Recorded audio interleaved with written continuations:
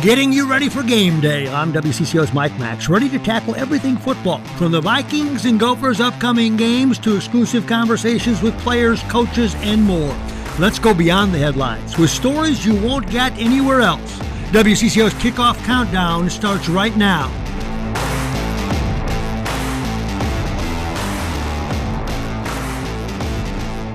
It's simple. It's about football.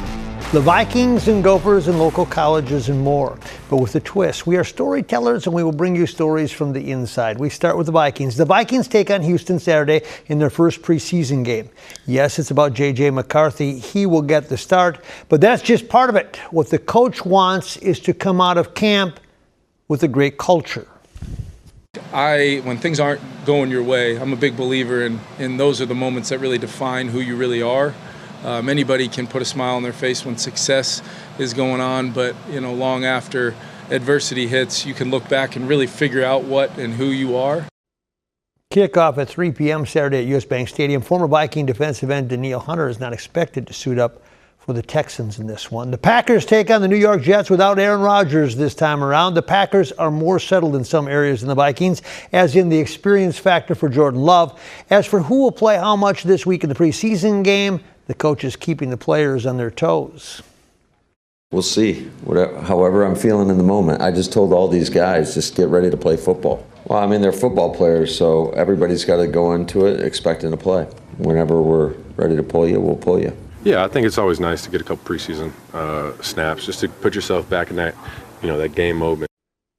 The Packers host the Jets this week at Lambeau Field. Kickoff is 7 o'clock Saturday night. Well, part of training camp is the past, and part of that is about your future.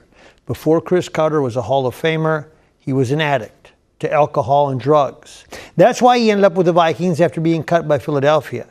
He now lends a voice to the Salvation Army because that too is about second and sometimes third chances. Carter has become a spokesman for the Sal because he understands where he came from. He and I shared a stage to tell the Vikings audience how he got there and how he came back. The biggest thing for me was accepting this is who God made me. He also made me a great football player. But in other areas of my life, he made me very marginal to average at best. What was to be a discussion on football turned into a discussion on Cris Carter's life in his battle with alcohol and drug addiction. Cut by the Philadelphia Eagles because of it. Probably the worst thing that ever happened to me is the coach, before he cut me, he just told me he didn't believe in people like me. Like he didn't believe people with addiction got better. He turned his career into Hall of Fame with the Minnesota Vikings, and that ties into his Salvation Army affiliation message. Man, just give me a chance. Just give me a chance. And then when you run out of that chance, we need somebody to give us a second chance. And that's what happened to me in Minnesota. See, he grew up in Ohio and made it the hard way to Ohio State. My dad was never in my life. My dad had 16 kids. My dad had 9 boys. My dad had 6 Division I athletes. Carter was one of those children, but his statistics now revolve around another time spent sober. I got 34 years, I got 10 months, I got 4 days, I got over 1 billion minutes. And that is what he now understands. God did not make me a superstar in the NFL just for my own ego, just so I can say that I'm great. He did that so I can share with people what I come from. The kid who grew up and his classmates laughed at him in 7th grade when he got caught practicing his autograph made it to the big stage. There's a stadium in my hometown, right outside the door of my 7th grade science room. This name, Cris Carter Stadium.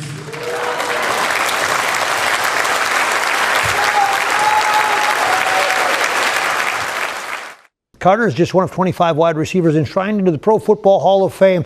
Another former Viking wide receiver made a training camp appearance, as did some young fans with a Skol agenda. El Mose has more. Skol! Dozens of kids waiting in line at Vikings training camp to meet two legends who made their mark before they were even born. Leo Lewis raced 78 yards. Leo Lewis, a standout for the purple and gold throughout the 1980s, and Autry Beeman, a Viking safety in the mid-70s. Leo said to him, I played long before you were born, and I just told him that he was a very good wide receiver. It was a special moment for lifelong fan Dave Cornell. To see Leo Lewis and Autry Beeman, guys that I watched when I was a kid growing up, just is amazing. It's an amazing experience. Beeman was part of the roster that made it to the 1975 Super Bowl against the Pittsburgh Steelers, a moment Dave will never forget. They didn't win, but they got to them, so that was a big thing. So as a kid, you always rooted for that, and I continue to root for it as a 70-year-old guy. And this is something Dave won't forget either, getting their autographs with his grandson, Troy. It was kind of cool because he knew him. Dave and his wife treat all their grandkids to a special 10th birthday trip, and so far, it's always been Vikings training camp. We did it with his 12-year-old brother when he was 10, so we're glad to duplicate it, and he's got a younger brother that's 7, I'm sure is going to ask for the same thing. Because for them, football is all about family. I've been waiting for this for a long time, so it's pretty cool. In Eagan, Marielle Mose, WCCO Sports. The Vikings' next big training camp event is next Wednesday and Thursday when New England comes to town for joint practices.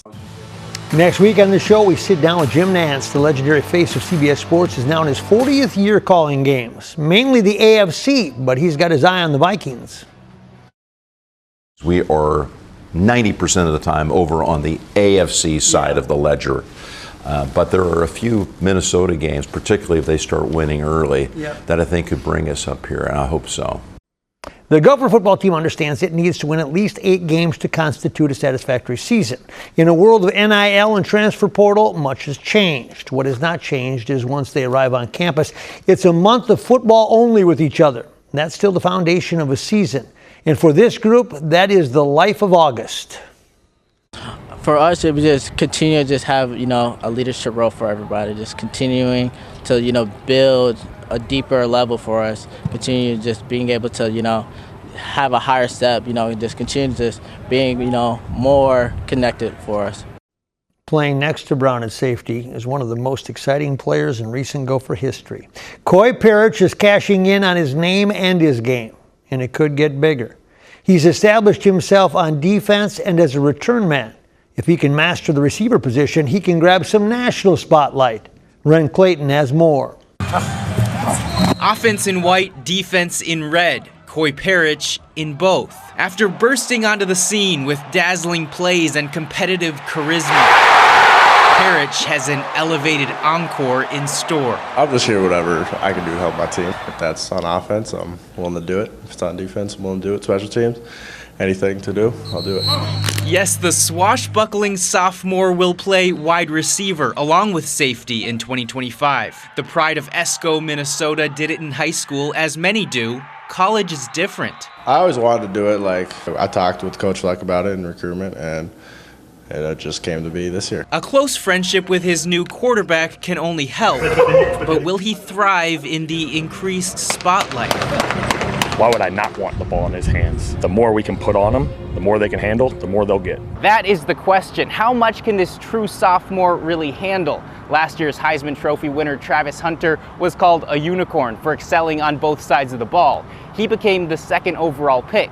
So has Koi Perich studied that prime example? Obviously, it's hard not to, especially if you're just in the football world. Travis is a very good football player. He can go on both sides. His conditioning's insane. It takes a really special person to do it, and it's not just, okay, we're just going to hand it to him one time. If you want to do it both ways, it's got to be a fully committed player. Well, there's nobody more committed than that kid. Number 3 will play all 3 phases: offense, defense, special teams, in for a special season. Ren Clayton, WCCO Sports. So here's where the NIL and the new money meet the road, where economics matter. Koi Perich has something most did not have until the transfer portal came along. The new guaranteed money in the NIL creates leverage for him.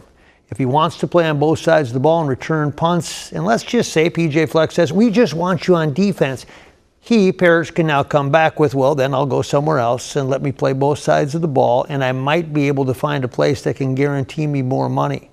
That's hypothetical.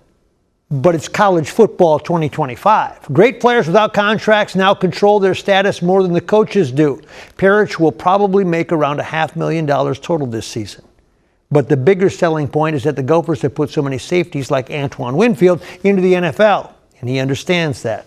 Gopher Athletics this year received $20.5 million in new money from the Big Ten to be spent on athletes.